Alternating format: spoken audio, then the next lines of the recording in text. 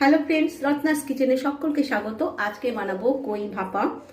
তো কই ভাপা কিভাবে বানাচ্ছি আসুন আমি প্রথম থেকে ইনগ্রিডিয়েন্টসগুলো দেখিয়ে দিই। নিয়েছি এখানে কই মাছ, এখন শীতকালে কই মাছ খেতে বেশ ভালো লাগে।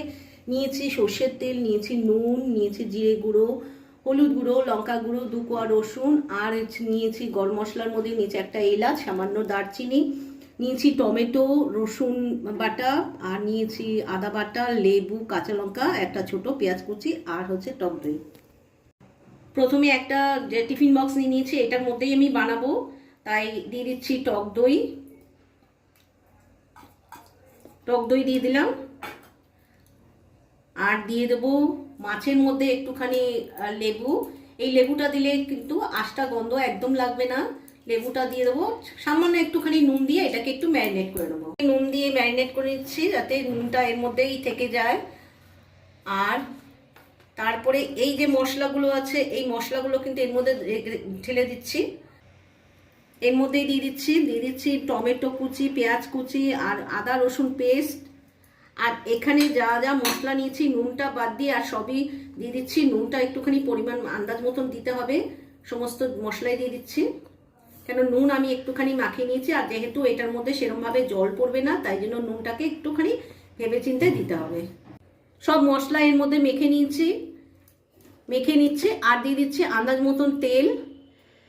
তেলটা একটু বেশিই লাগবে, খুব একটা বেশি মানে কম তেলে কিন্তু এটা কিন্তু হবে না, যেহেতু ভাজতে গেলেও তেল লাগে। তো ভালো করে মশলাটাকে আমি মেখে নিচ্ছি। মশলাটা সব মেখে নিয়েছি, দইয়ের সঙ্গে সব মশলা মেখে নিয়েছি।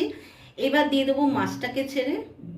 এটা খুব কম সময়ে হয়ে যায়, বেশি সময় লাগে না, আর খেতে কিন্তু ভীষণ ভালো লাগে।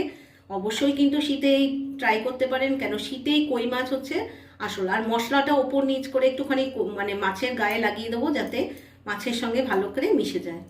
এবার দিয়ে দিচ্ছি কাঁচা লঙ্কাটা একটুখানি দিলে মানে গন্ধটা খুব ভালো আসে। আর সামান্য একটুখানি জল দিয়ে এটাকে একটুখানি ঢাকা দিয়ে দেবো। সামান্য একটুখানি জল দিয়ে দিচ্ছি, দিয়ে একটুখানি আবার ওপর নিচে একটুখানি করে দেবো, যাতে জলটা ওপরে একেবারে না থেকে যায়। তো এবার দিয়ে দেবো এটাকে ঢাকা।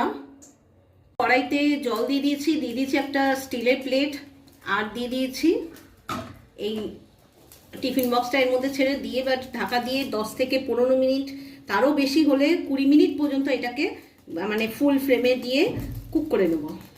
এবার ঢাকাটা খুলে দিচ্ছি। জলটা কিন্তু অনেকটাই শুকিয়ে গেছে, আশা করি হয়ে গেছে। এবার ঠান্ডা হতে দেবো, নামিয়ে ঠান্ডা করে তারপরে আমি পরিবেশন করছি। ঠান্ডা হয়ে গেছে, এবার ঢাকনা খুলে দিচ্ছি। দেখতে কিন্তু অসাধারণ হয়েছে, খেতেও কিন্তু খুব ভালো হয়। অবশ্যই কিন্তু ট্রাই করবেন, আর ভালো লাগলে লাইক করে দেবেন, আর সকলের সঙ্গে শেয়ার করার চেষ্টা করবেন। ভালো থাকবেন, সুস্থ থাকবেন, আমার পাশে থাকবেন। বাই।